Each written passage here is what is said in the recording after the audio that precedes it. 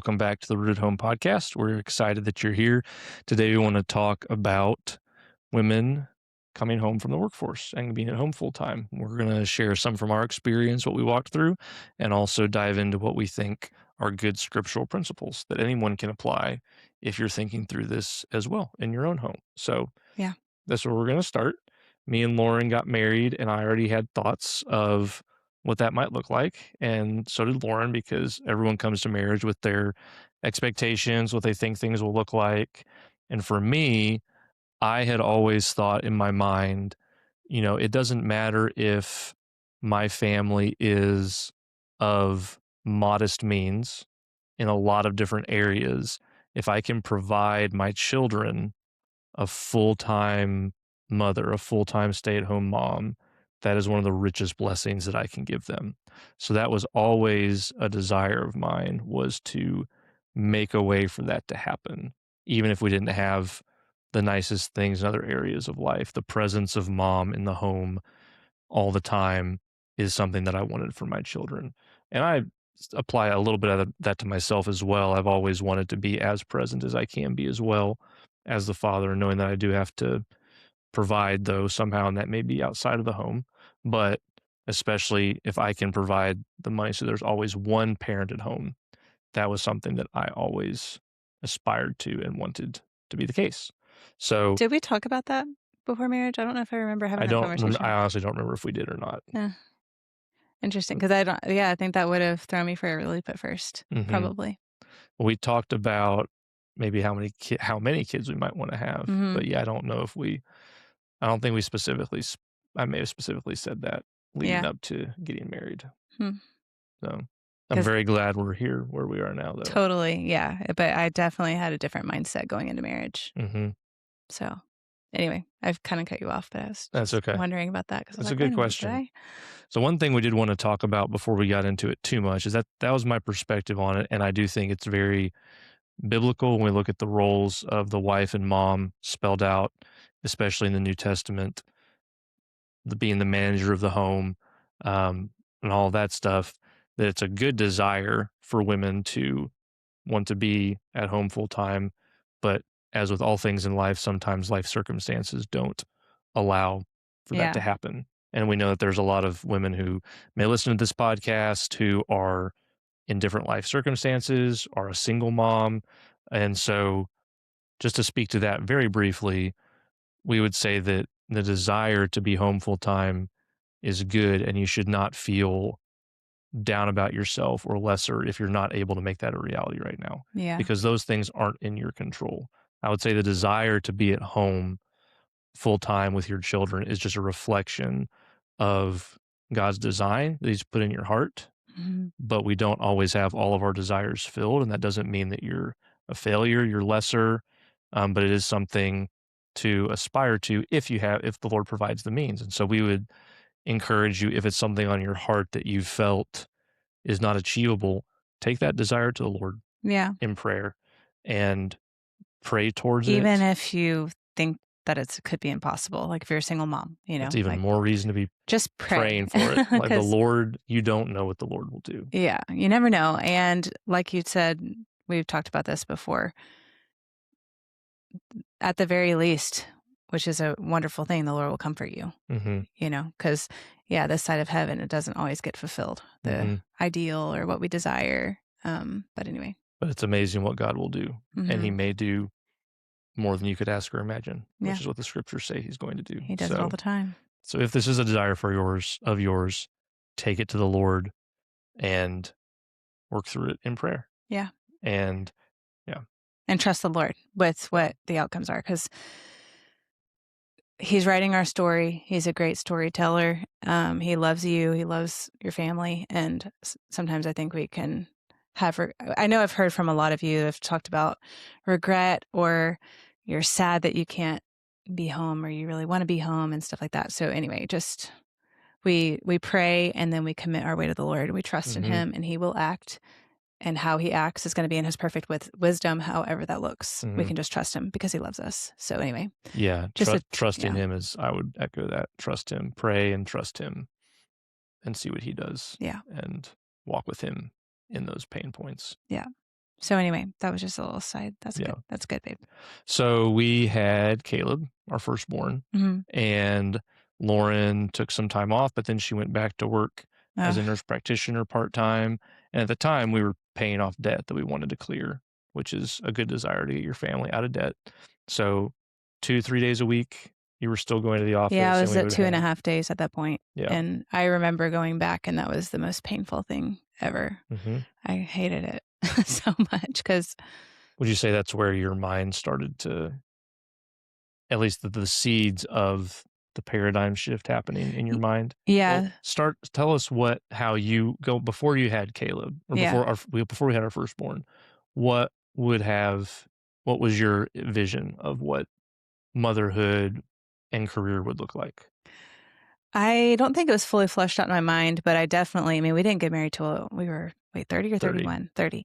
And so I get my brain. Anyway, so I was very driven because I was just doing the next right thing. I got my nurse practitioner, I got my PhD. Like I was just going to the next right thing. Missions out there, big, just because that was what the Lord was putting in front of me. They were good things. Mhm.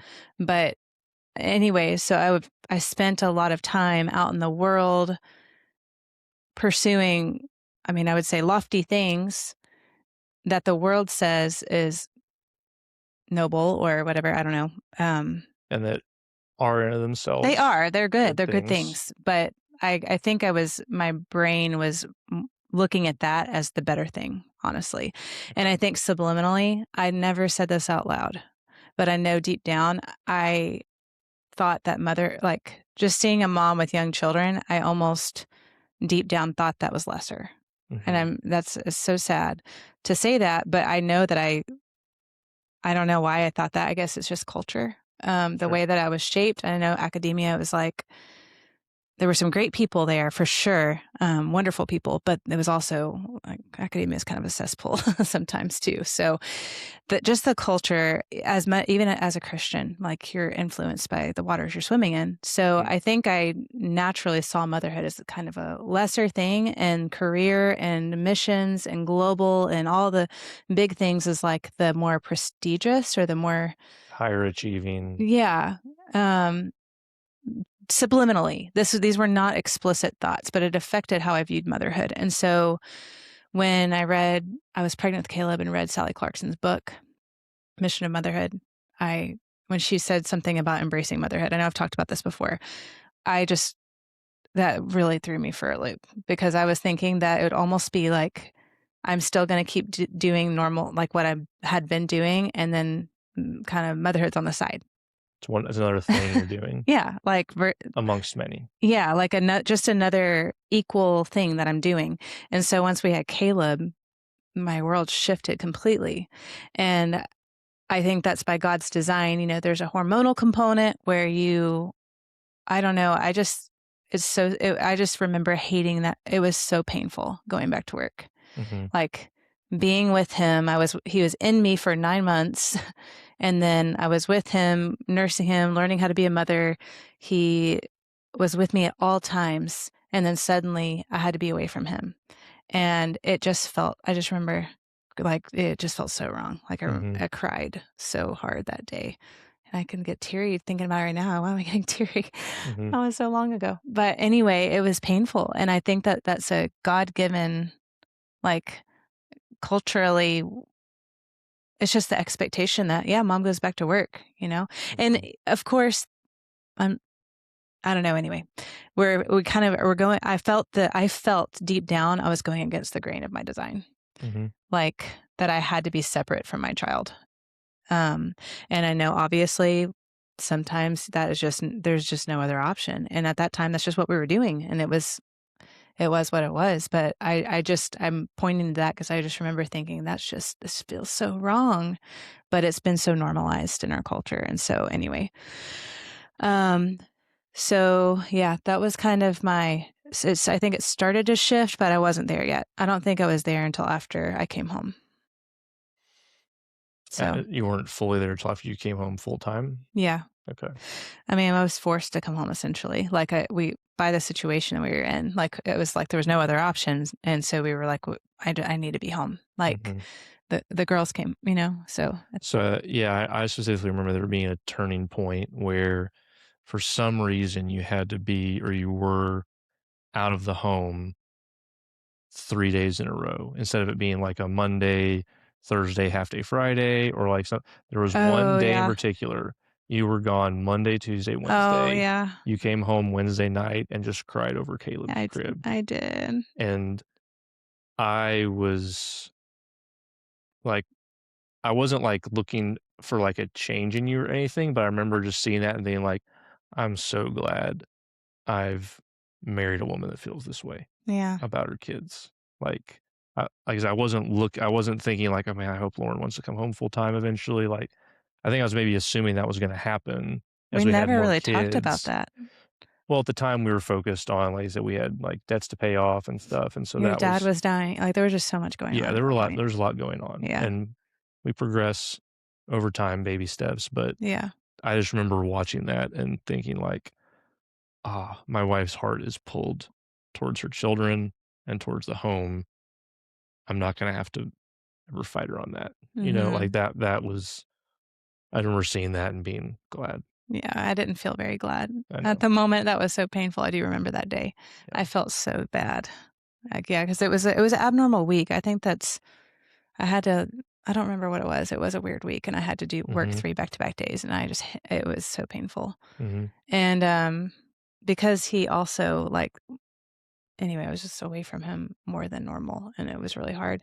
But, yeah, I would say the Lord is the one who did the shift in my heart over time. You never pressured me. I honestly thought that that was just how it was. Sorry, I'm teary. Try not to anyway, um, we never I feel like we never really got into a big conversation. I just kinda thought that that's how it was always gonna be, or not always. It's just how it was at that point, and that was just it. Like, I had a great job that I really liked a lot, Mhm. worked with great people, but anyway, that's just how it was. But then once we got the girls, um, and my parents were gonna move up and be childcare while I was working, Mhm. and then they couldn't, basically, long story short, and so we were not going to put them in daycare. No. Like, that was not an option. At the time, Caleb was with a friend, who was watching him while I was at work, so but we were not gonna put the girls even in their home. Like, they there was just stuff that they had to adjust to. Alright, we were not gonna put them through No, we weren't gonna bring them into our home and and then be then gone. be gone half Yeah, some of the time. yeah, They were gonna come into our home full time, yeah, period, and start and that bonding process and getting used to being in a new home and stabilize. stay like they were 3 and 4 at the time. They Yeah, needed to it was gonna take some time. yeah, they were already it was really hard for them, Mhm. especially one of them, and so, yeah, we were just like, "Yeah, that's just not an option," so I put in my 2 weeks notice or talked to my boss, put in my 2 weeks notice, but it was definitely this, like, um, I don't know if identity crisis is the right not a crisis, it was just like, "Oh, this is not what I expected. Okay." Went to I just never expected I'd be home full time. And but I'm so glad that I am now. Mm. Like, I wouldn't trade this for the world, and I'm so thankful the Lord's allowed it to happen. But it was definitely hard because when you're in that, and I'm sure a lot of you can understand this, like when you are in academia and the career world, and that's just who you become. Like in our generation, it was just like the next thing you do is go to college, you know, which college is, I mean, our girls may go to college. I mean, if they want to, I don't know. But just my, my mind was not on family. My mind was not on, I wanted to get married, but There was not a built out mindset and value of the centrality of family, centrality, yeah. the joy, in God's design of the family being so central. Right. Yeah, that's a really good point. It was just another thing. I wanted to be married, I wanted children, but it was almost like that was just being tacked on. Mhm. Yeah. Centrality was career, I think, without Mhm. me really realizing it. But yeah. So the Lord did a great shift we were in Yeah. boot camp. Praise the Lord. Yeah. And it's been wonderful. I mean, I think by God's grace, took Sally Clarkson's words to heart, and I wanted to embrace motherhood, but I didn't know how. Mhm. And so I stumbled along the way for a while. And yeah, If you haven't heard enough of it, we're big fans of the Clarksons yeah, ministry yeah, they're and great. their books and all that stuff. It's a great, if these are questions you have, their stuff is a great place to go. Yeah. She's an older mentor via book. So Mhm. anyway, she was a mentor for me for a few years there when we didn't really have a lot of people around us with this, not mentor physically, but Yeah. just through her Not books. a robust church community quite yet. We were Not working on it. Yeah, not at that point. Yeah, Not at so that point. We but were getting there. so anyway, yeah, I'm glad we never had friction about that, because I'm just now realizing that like you had this like vision of it going in, and I had no idea. Well, I think the difference in what we were doing from moment to moment was not to the point that it would create friction, because Mm, while we have one child, in my mind, okay, we're going to have more children. It makes sense to try to aggressively pay this debt off mhm, so that we don't have to worry about that later when we have more kids. To me, what we were functionally doing was still long term family oriented. Even if maybe me and you were thinking about it a little bit differently, mhm, it made sense in my framework to be doing that at the time. So I don't think there's never just this big discrepancy of like, "Oh, I would never have wanted you to do that, you know? mhm. Like, I Do think, what? like, be still working, you know, or Oh, something after one child. If we hadn't had any debt, maybe that would have been a different conversation, or maybe we were just like, "Hey, it's a good chance to continue to build up wealth while before we have more kids." I don't know, but yeah. never had to have that conversation. I think if there was any point where maybe we weren't as quite on the same page, is like you really wanted to finish out your Oh, yeah. PhD, and I was very much just like, Whatever. you're welcome to stop if you want to. It's not like it was important to you, and you're important to me, but I just didn't value that accomplishment the way that you did. And I understand Yeah. that you wanted to finish something you started and put Like it so much wasn't effort important to you into. that I finished it. Yeah. Yeah, you That you didn't have your carry the way. PhD is not like, yeah. And Yeah, Doctor if you Mom. were ready to come home fully at that point and just drop the academia, like, great, sounds good to Yeah. me. Yeah, so I finished it out while the girls came, like, that was the year, Yeah. that I finished it out. So I was almost at the end. I was like, "I'm not stopping now. Hmm. Gotta finish it out." And so, And we think it'll still bear fruit. yeah, no, totally. I'm thankful for it. I don't know what it was unto, but fully, but, and the Lord used it, and He's going to use it, I think. Yeah. So, anyway. So now then you're home full time. I am like I still have my license. Hmm. If God forbid, something happened to you. I hope Yeah. that never happens. Like I'm keeping all that up, but I am home and I want to be home. I'm so thankful that I don't have to have divided.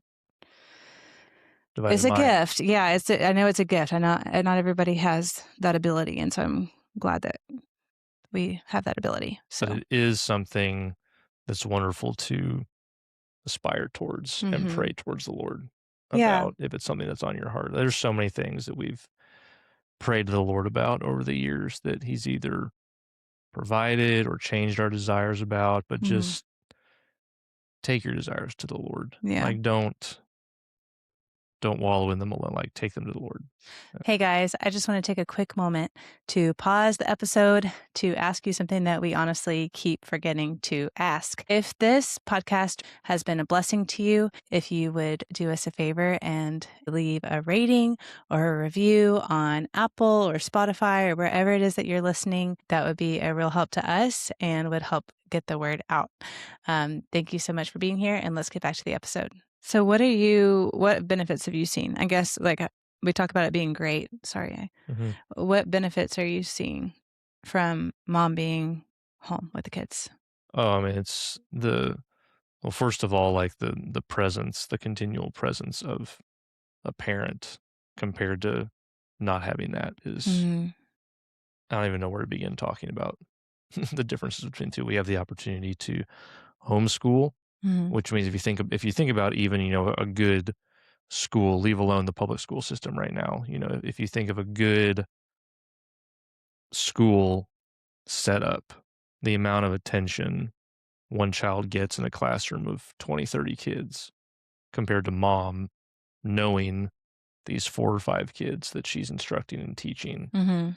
The growth of a child in that environment is incredible. Like what a mom fully dedicated to the home can do overall in terms of tending the home, managing it, making it flourish is like the difference between a part-time and a full-time employee, in like a business. Like what can someone who's like fully dedicated to this business do versus someone who's there half the time, Mhm. like, and I don't even think that does it justice. Yeah.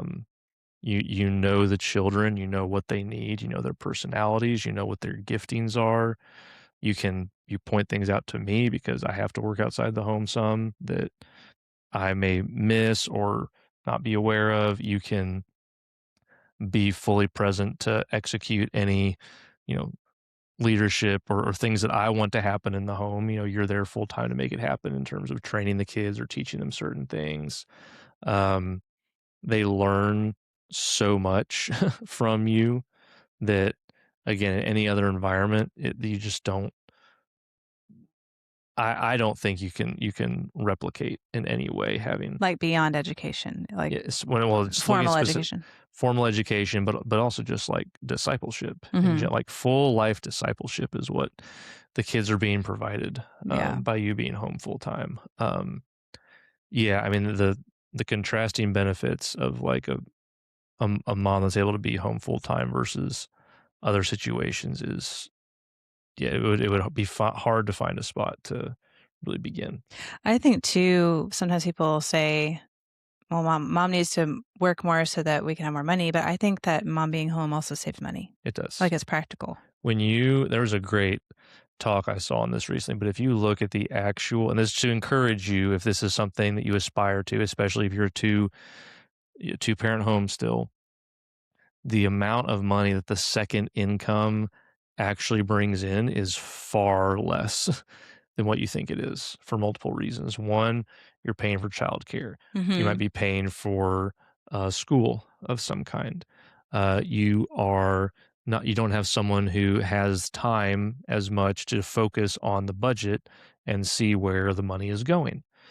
When you have less money, you tend to pay more attention to it and spend it more wisely, especially if you don't have both parents working to where neither one of them is focused as much on the budget. You're not eating out as much. Mhm. Mom's at home cooking healthy, nutritious food compared to eating out a lot more. And has the time to do And that. has the time to do that. Mhm. You've got the diminishing returns as you make more income, it gets taxed higher, and so more of it goes to the government anyway.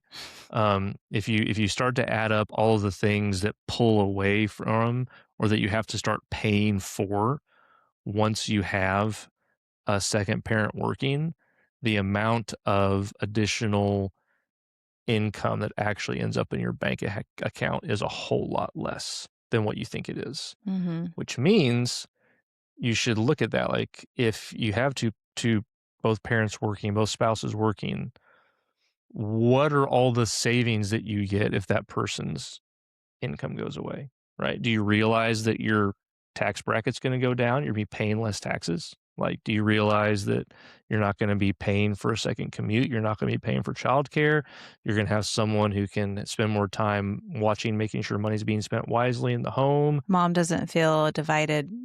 Because when you got a working mom, you're also like you have a full-time job at home too. Hmm. So you never stop like that your time to actually take care of that stuff is just a lot harder. Hmm. Um, but again, some moms work from home and there are ways to do that well Hmm. and to figure that out. But I think it's especially hard whenever you're having to leave the home Yeah, to which go. is what modernity is kind of Yeah. And you're, forced in a lot of ways, yeah. So, but, or the suburban setup is kind of forced in yeah. a lot of ways. Something that you said a minute ago too, just to go back to the teaching is when, which we have, I mean, we're not opposed to school, not like, As a concept, huh? yeah, we're not opposed to school as like a concept. Yeah, like paying for a private school, a Christian school, like if it's whatever. Co-ops, Yeah. whatever. And we've talked about that in other podcast episodes. But um, I will say that when if mom's out of the home, there's a break in training. Like there's a natural, like foolishness, no matter how precious your children are, foolishness is bound up in their heart. Like the Bible says it. When they're little, especially, they need the attention of mom and dad consistently. And if you're like, if that is basically, I'm trying to think of how to phrase it. If mom is in the home with the children, or a parent is in the home with the children, that is going to be consistently, the attention is going to be there consistently, versus broken up to different caregivers who are not going to be as consistent with, and or at all consistent, depending on where your children are and who they're with, if they're with family or if they're with daycare, so you, like, it affects, it can be, mom being home can have a very positive effect on the character too, even if it feels hard and it takes a lot of work. With consistency and day in and day out, there's fruit. The fruit might be slow, but it's beautiful and it's wonderful. I mean, we've with our kids lately, we were just talking about this morning or last night, how we've seen growth that in ways that we did not know was going to happen by God's grace. We were obviously always hoping it would, and training towards it and praying towards it, but seeing, one particular child just exhibit self-control in a few instances, like, whoa. He restrained himself. Like he intentionally restrained himself from how he wanted to behave in that moment. Whoa. Like ruled his spirit. Praise the Lord. Yeah. It was so good to see. So anyway, it's very precious. By God's grace. It's not anything, goodness gracious, we mess up all the time. But I think that is a really big benefit that we've seen too, is the consistency with character training and as a part of education, like the wholehearted education, or however you said it earlier. Yeah. I think one thing I would also say, I mentioned this in another podcast, is the centrality of delight in your children as a part of fatherhood, but also motherhood. And I think there's probably also a core difference in a child's heart, seeing and knowing that it's mommy and daddy's preference to be with them, to be at home and be with them if at all possible, versus the subliminal thought of mommy or daddy like enjoys going to work just as much as being at home with me. Like, I think that's something to prayerfully consider, what that communicates, to young children. Now, and if you do work, but for people who do work and the children know that they want you to be there, that's a different thing. Yeah. But I think you're speaking to the ones who want to get out. Yeah. Which, to that point, like when there is break in character training and there's inconsistency, children can be harder to be around, and it can be more relieving to want to go work instead of engaging, because it's harder, and the bigger that they get without that, or I mean, I don't know, no one's too far gone. A child can always be taught and trained, but it's most certainly harder if you can't devote that time to consistently investing those difficult hours and days into character training whenever it's extra hard. Anyway. Listen to our next podcast if you want to hear more about character training of children. So anyway. So let's shift gears a little bit to, obviously the years have moved forward some, and now you are running a YouTube channel.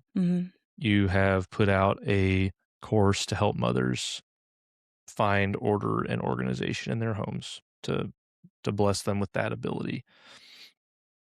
Well, that sounds like work. So what do we think the differences are? Like, do we go back on what we were thinking, back on our word? So I wanted to read this is where we go back to the biblical principles. Okay. So I'm just going to read some select verses out of Proverbs 31.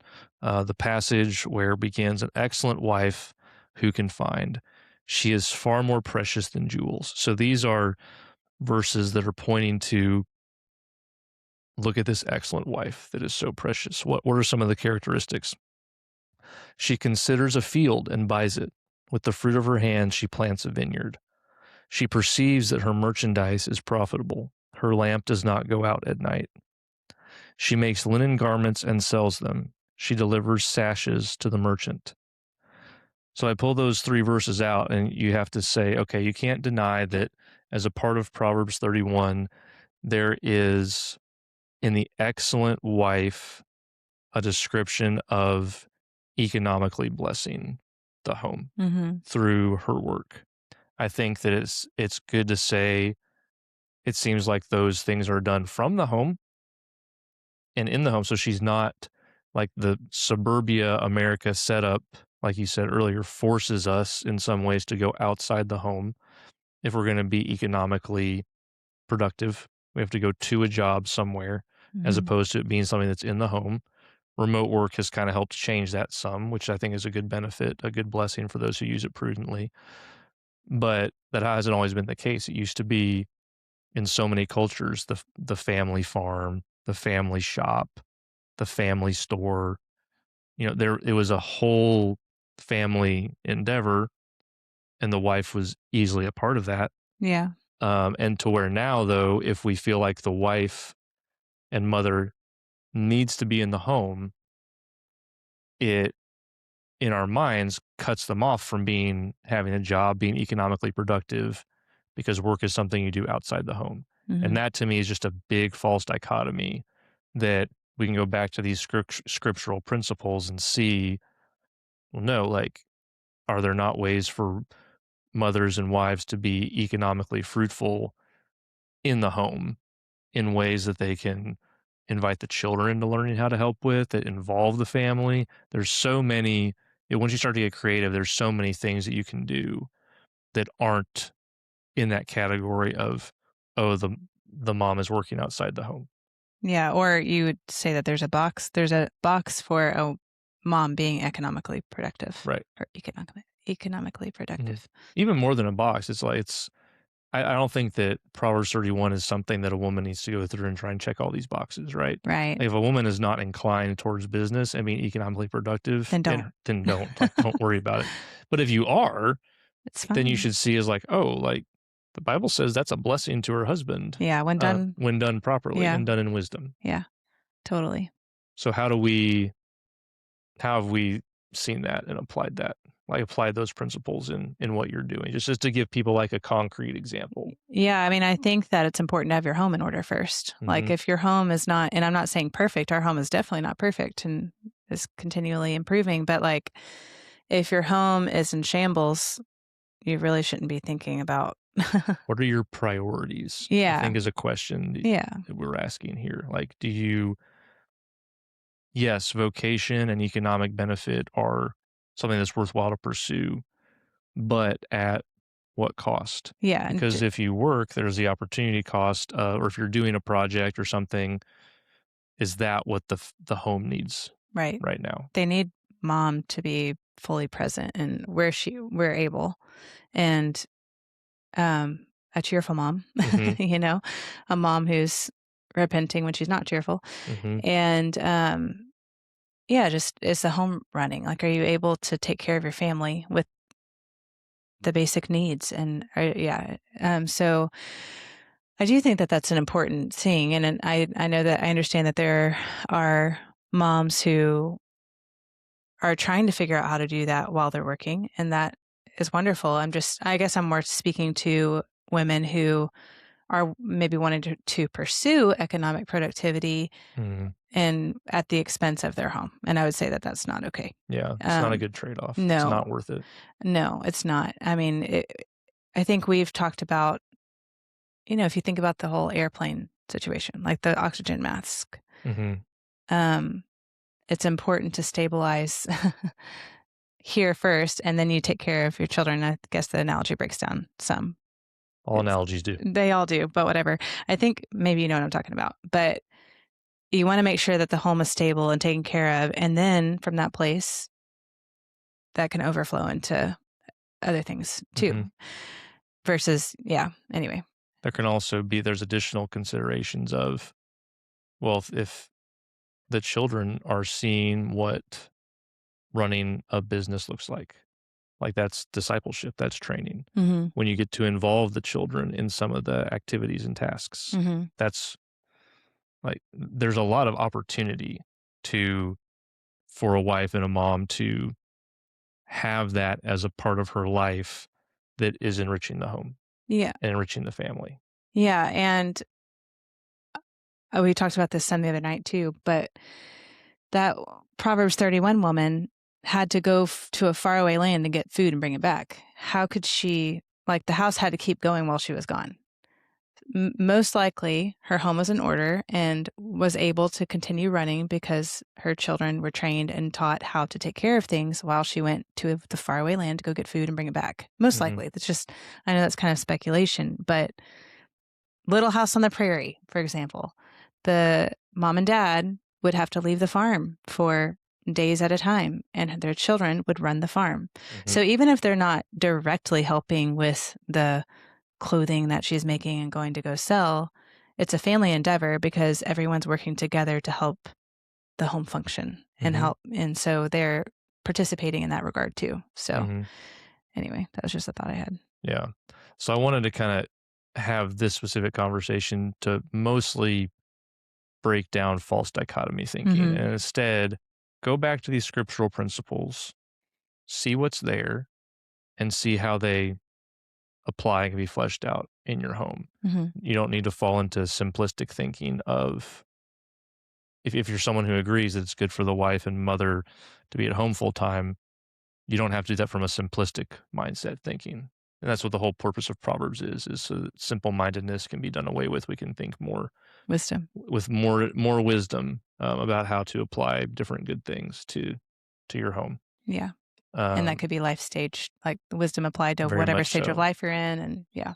Yeah. So, um, do you think it would be a good time to talk about how to do this, like rent a home and You can talk about how you've done it, how how you've I've done it? Yeah. created that. Because people ask me all the time, like, how are you doing this? Sure. Just so how are you going about producing what you're producing Yeah. while still having a well-run, joyful home Yeah. So, and this is and marriage? in marriage. Yeah.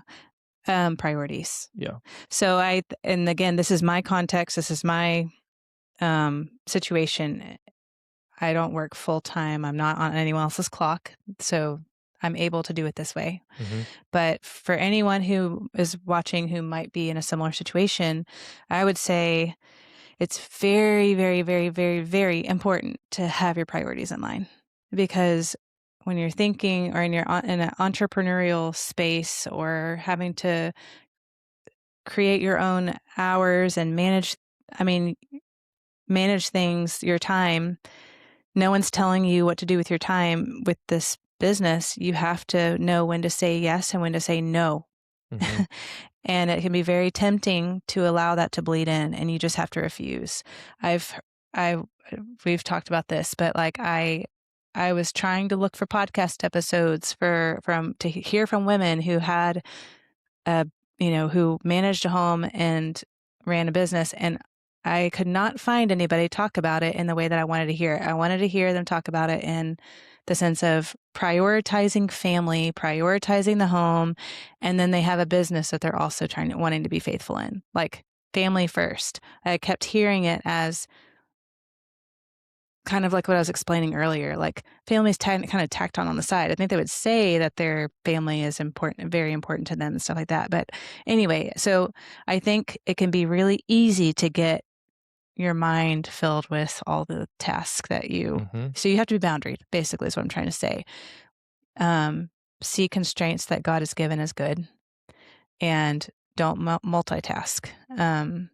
So in the morning when I'm with the kids and I have a set pocket of time in the day when I'm working and I'm very focused in that work and I know exactly what I'm gonna do on every single day to get to move the needle. And I'm having to say no to other things. I can't have shiny object syndrome. I just have to stay the course. But like in the day and in the evening, the day I'm with the kids, I'm not doing any work. I'm not multitasking. I'm not doing yeah, I'm with the kids. And in the evening, that's time with you. Mhm. So those are my constraints and those are my priorities. And if anything else is begging for my attention or asking, it just has to be a no. Like, Mhm. so I think the biggest thing I would say is making sure your priorities are in line, and when they're not, recalibrate. Because I've definitely, if we've had to recalibrate a few times, if the as you use an analogy. Yeah, let me give the husband's perspective here too, because if you're a woman who's listening to this and you're wanting to do this, Lauren is exactly right that your priorities have to be in the right place. You need to talk with your husband about what those priorities are Yeah. and what the boundaries are, because even though Lauren is the one who does most of this stuff, I help occasionally with like tech things or making decisions on things when she needs help. I'm helping with the podcast. It's mostly her doing it. But if we're not on the same page, will become a source of friction for you very quick. Anyway, Mhm. like if you want to do something like this, your husband must be on board Mhm. and see it as a good thing for your family. And even then, you have to hold it loosely, Mhm. because there could come a time where your husband no longer sees it as a benefit. Instead, he sees it as a threat to other things that are other priorities that it's taking away from. And you have to be willing to cut the weeds back within the boundaries. And we've had to do that multiple times of just feeling like, okay, this It's getting little too much. job of yours is like a garden, but the plants are growing up over the fence and getting into all these other areas. We need to trim this needs to be trimmed completely back into its space, Yeah. or we need to kill the garden. Yeah. So you have to do the hard work, and we talk together, and that's something I would say prevents this from becoming a point of friction is your willingness to trim back anything that needs to be trimmed back. Yeah. So if you're a wife, mother who wants to do this, you need to be willing to trim it back to within the boundaries that your husband's also comfortable with. And I'm not saying it's not a two-way conversation of talking through it, seeing what's wise, seeing what's good, him listening to you. It's not just him saying, no, here's the boundaries, Right. but you need to respect and listen to, like, he's trying to promote what's best This is for the your family. This y'all's is your home. head. This And this is is your head, yeah. yes, but, like, what the decisions that you're making affects your husband Yes. and your children, and sometimes I think as like, I know I can get excited about something, and the excitement just because 'cause I'm excited about something doesn't mean it's good for me or it's good for the family, Yeah, or that anyone else is excited or about that it, anyone else is excited if especially if it's taking away mom, so I've or been so wife.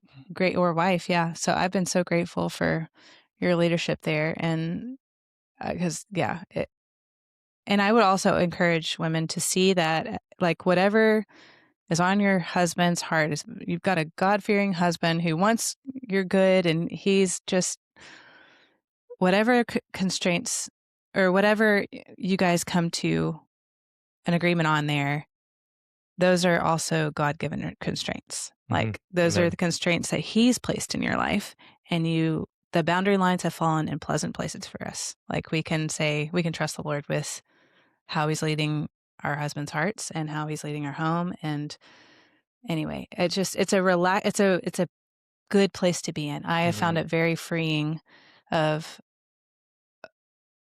yeah, I don't I the constraints are good, and I want it's good to embrace those. When you hear people use that term hedge of protection, that goes both ways. Like, the hedge of protection works to keep the bad things out, but also to Mm, keep you hemmed in mm, where you need to be, where we as children of God need to be hemmed in. mm. And so, yeah, embrace those boundaries. Don't get frustrated that you want to spend more hours doing something. And even after 'Cause there's always something. there's always something else to be done. It's like owning a home. There's always more house projects to be Yeah. done. And you need to put those aside and go play on the trampoline with the Right. kids, and not be Yeah. worrying about getting stuff done all the time. Yeah. The other thing I would say is once you and your husband have talked and you're going to move forward with some sort of plan, that's still an ongoing conversation. Yeah. Like, once you actually start getting into it and start doing it, it's going to end up being more work than you thought. It's going to end up costing more money than you thought.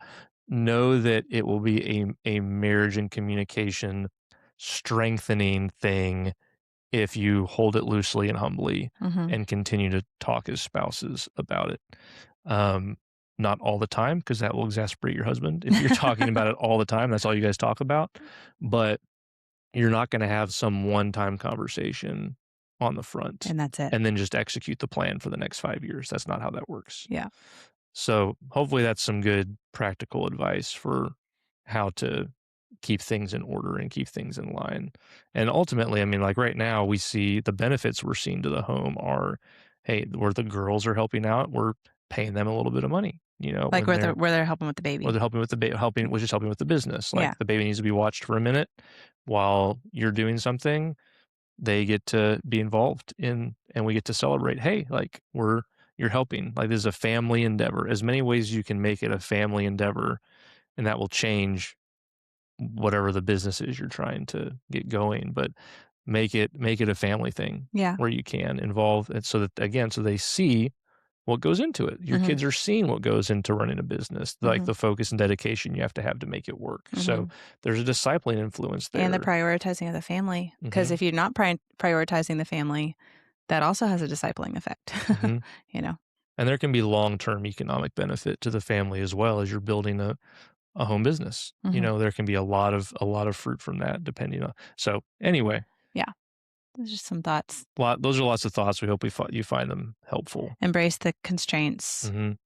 Recalibrate when needed. I mean, it's like anything in life, right? Like, Hmm. it's easy to Hold it loosely. yeah, trust the Lord, which we all always should be doing, trusting the Lord, walking humbly with Him, Hmm.